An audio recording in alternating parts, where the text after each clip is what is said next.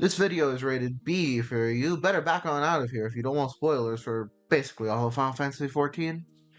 Thank you, Synodic. Why is your name so hard to say, man? Thank you, Synodic? Is it Synodic? Thank you, Synodic Scribe, for this amazing intro, if that's how you pronounce your name. It's a contentious topic in real life, but a trope near and dear to many stories across all of fiction. This video was very much inspired by OSP's video on fantasy gods. I started thinking about Final Fantasy XIV's system of divinity, more specifically, primals. The thing is, there's at least 33 different ones, and I'm only talking about the ones I care about. Let's not bury the lead and start off with the greatest of all primals. Good King Mogomog XII. May his palmed magnificence shine splendor on this video. I think Mogomog is a good starting point for two reasons. He's a Moogle. His theme is peak.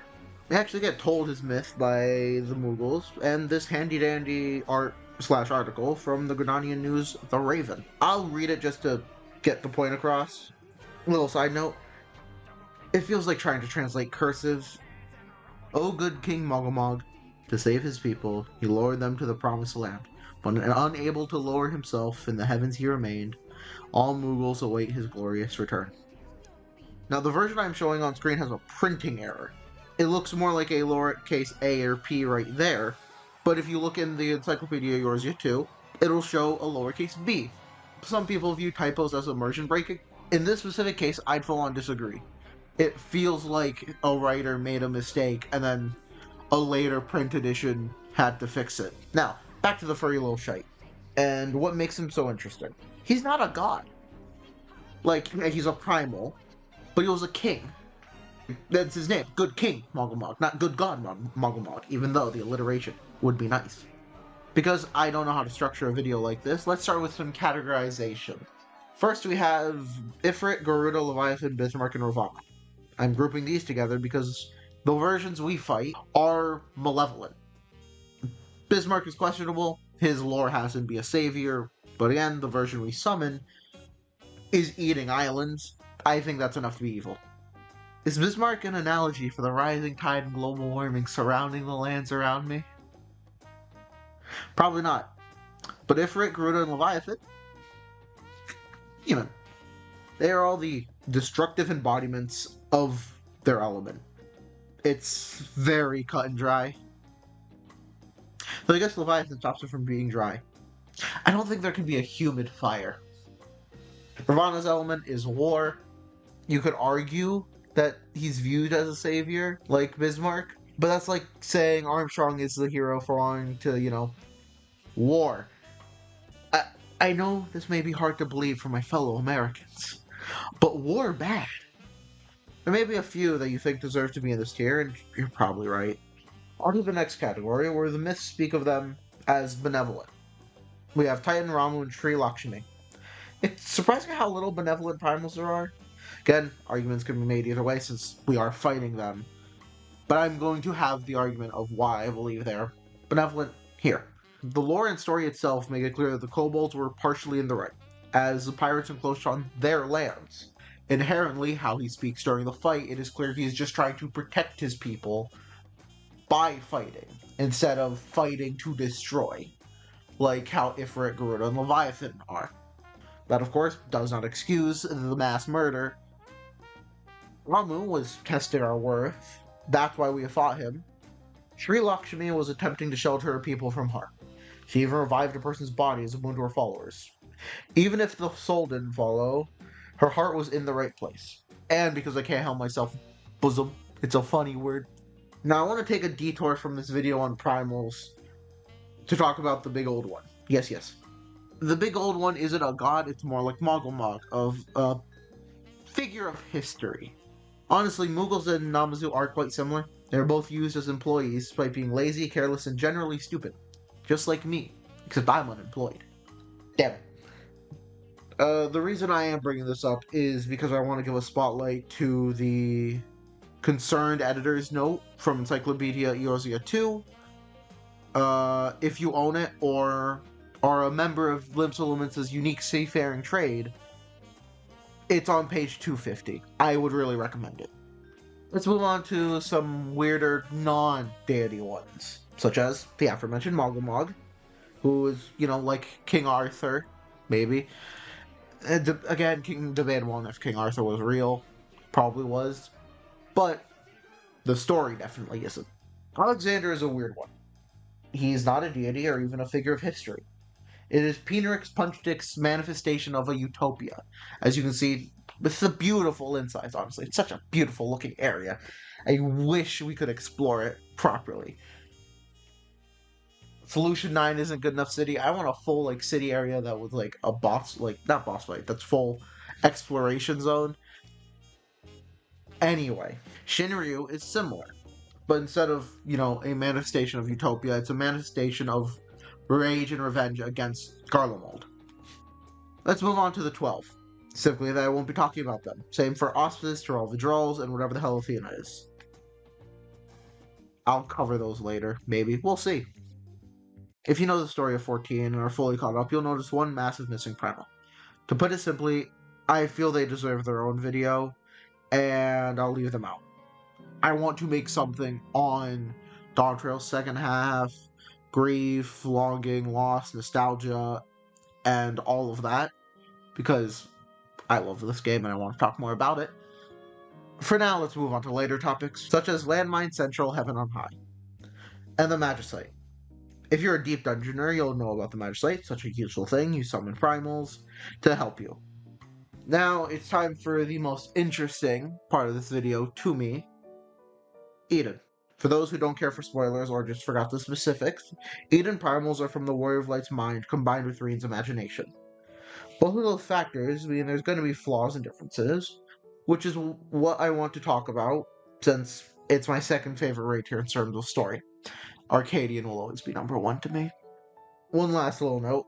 Cloud of Darkness and Fatebreaker are considered Eden primals according to Encyclopedia Eorzea 3. I'm not covering them because it's a Sin Eater and it'd be a Void Set and a Sin Eater respectively because I said Cloud of Darkness and Fatebreaker first. Anyway, starting with the first fight, Leviathan, 2 heads is the only major difference. That is because if you remember the original fight, the tail has its own hitbox. So of course, the Warrior of Light would misremember 2 heads. Very cool, very good way to introduce the player to those differences. Another thing is the tidal wave move that Leviathan uses. It works more like how Shinryu's does. In the end, it's a sea serpent. 2 heads is the only thing that makes this Leviathan stand out from basically every other one throughout the entire Final Fantasy series. Titan has 2 semi-distinct forms. The armored version, which, despite being the Kobold's deity, feels more like goblin engineering. Like if you gave an unemployed, middle-aged, vaguely brown dad armor based off Alexander. That explains both the fact that he looks like a Transformer and the ATV. His armored/kaiju form looks Alamegan. Specifically, the hair reminds me of Ilberd, and the facial structure feels like Raubon. Overall, while mechanically different, he does keep the bombs and still feels like the titanic embodiment of Earth. Get it? Rom was one I had the easiest time identifying most details. He still has a Rolger facial connection, but now it's mixed with Ixion, making the centaur, and it looks like Odin's armor. He looks younger, though that might just be the lightning. That was on accident. I wrote a joke like that in the script. I meant to say, honestly, it's funnier that way. His stance, due to being part horse, is like Zerthon, which makes his centaur part make a little more sense. Overall, wise old bastard whose fight is annoying. Both versions. At least he has Eutrope as a successor. Ifrit's not only been turned bipedal, but full-on human. What is he, a Digimon? Feels more like Diabolos in Nirvana with a hint of Zervin than the fire lizard that I've known and come to punch in the face a bunch. I do wonder why he kicks. If you know why, tell me. So far, I'm just going to think he's a big soccer fan. I even see Final Steps of Faith Astidian in there, because if you notice the Elozin ears and the jaw being partially out, you could also say it looks like the primal gear of tanking from Heavensward, and I think striking also gets it. It looks kind of like those two. To be honest, this might be my favorite Ifrit design in the entire Final Fantasy series. I wish I had more to say. Garuda clearly plagiarized the Siren. Maybe a third thing, because those blade attacks feel very similar to another fight, but I just don't remember. My memory isn't perfect, and clearly neither is the Warrior of Light. To be honest, I've never been a fan of her design. Obviously, there's the monkey brain haha booba, but that isn't my style. If there's something I'm missing or that you'd like to point out besides that makes it a good design or why I should like it, then point it out in the comments. Fuck. Mm. This name is gonna be hell to pronounce. Raktapaksa. Raktapaksa. Raktapaksa is a unique idea, but 90% of the design is different, which, as you heard a few moments ago, I prefer. I think I've always had a thing for wings on the lower half of the back, so I also really enjoy that feature. And speed over strength. Of course, the embodiment of fire and wind combined has a very frantic kinetic energy dashing around the room. Wish I had more to say. Fusions are always cool, like Brute Justice or Diabolos Hollow. If you argue that is one, I wouldn't. I hope we get more of these in future normal mode fights. Shiva has two distinct phases, the Primal Sumdeep by Isale and Trollswalger's Lover. The Warrior of Light is clearly mentally distinguishing the two, which is why the fight has that gimmick. The Primal phase is tied with Leviathan for the least change. I'd say the longer coattail is because we saw his outfit, but it has the silver, the leotard, and the regal air about it.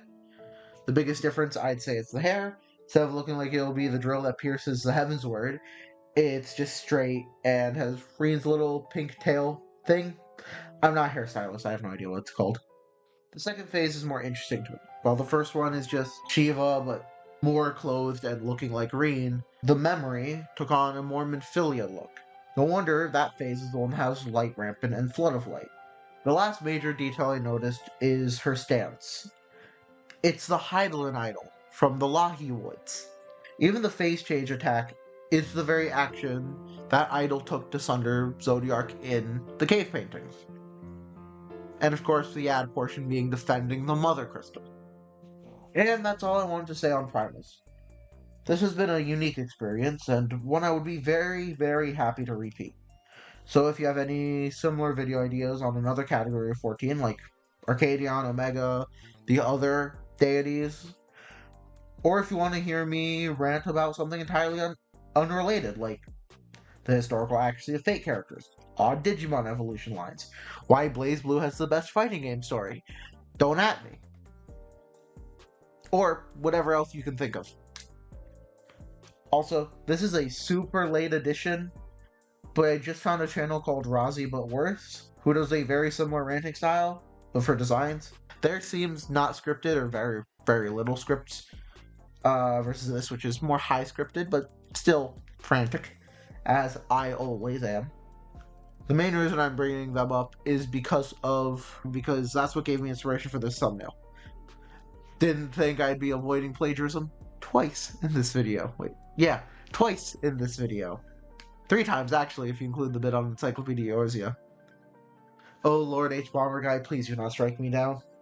For now, that is all from your loyal Shifted Knight, and I pray to see you again. Fare thee well.